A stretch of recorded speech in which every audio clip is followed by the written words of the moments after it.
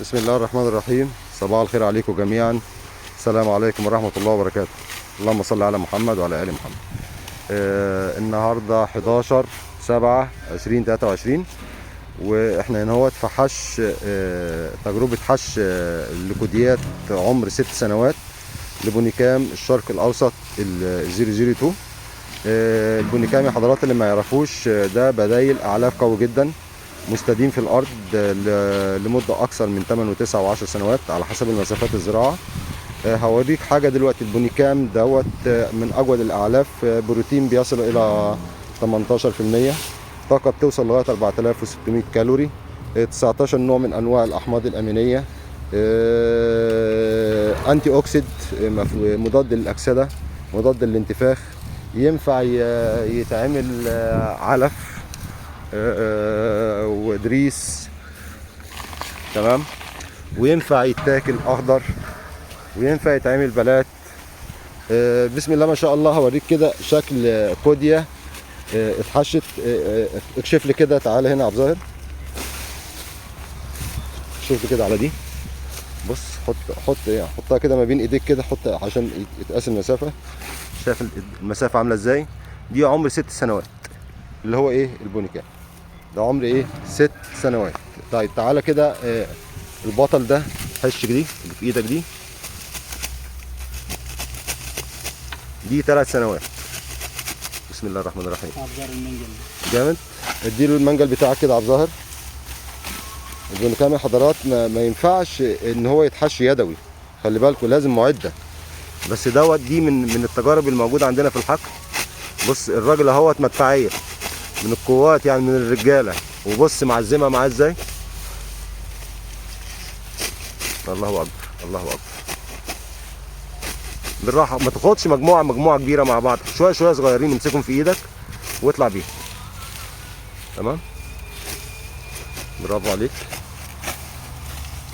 طلع لي بقى اللي طلع منها، امسك كده في ايدك كده اللي طلع منها. بص منظرها عامل ازاي.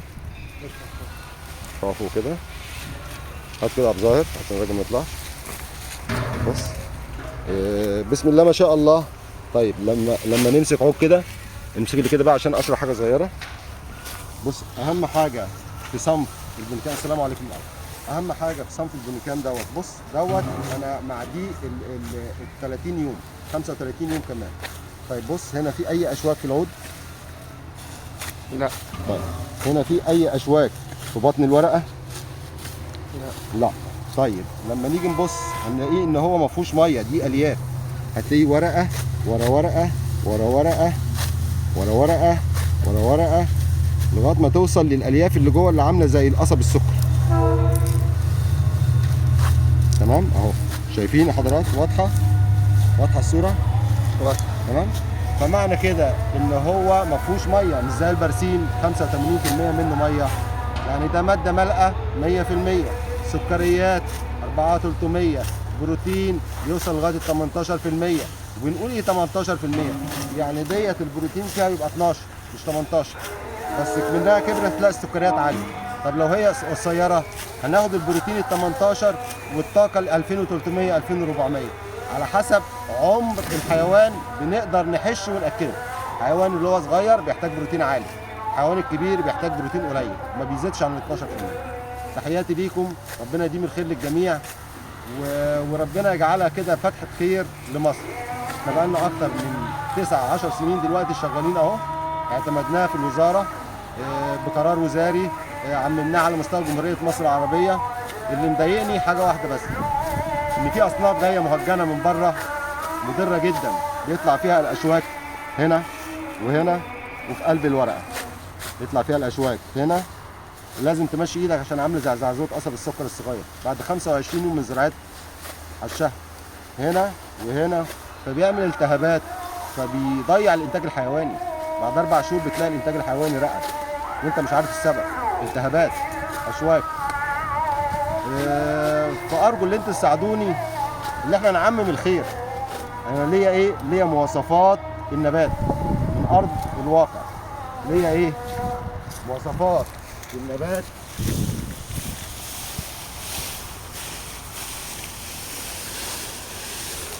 اللي هي مواصفات النبات من ارض الواقع، مش من الخيال ولا الشو ميديا. انا اهو الكل عارفني، مهندس احمد مصطفى احمد، الشرق الاوسط للاستثمار والتطوير الزراعي. الموقع بتاعي في بوردين في الزقازيق على الطريق السريع كيلو 9، معتمد في وزاره الزراعه والدنيا معروفه. بنتكلم في الصح، بنتكلم فين؟ مواصفات النبات. هات شورت صغير اطلع ايه؟ بنتكلم في ايه؟ في مواصفات النبات، مفيش اشواك ولا في قلب الورقه ولا في قلب الساق، ولا في قلب الورقه ولا في قلب الساق. وسبحان الله ولا اله الا الله والله اكبر، ربنا مديلها شعر زي الشعر اللي فوق دماغك كده، عشان لما ينزل الندى هنا ما ياثرش فيها، وعشان ما تبقاش بيت للحشرات تعمل فيه بويضات. لكن ورقه قلب ورقه كله على بعضه زي الفل، ساق زي الفل. ربنا يقوينا على الخير وربنا يجعلها فتحة خير، والسلام عليكم ورحمه الله وبركاته.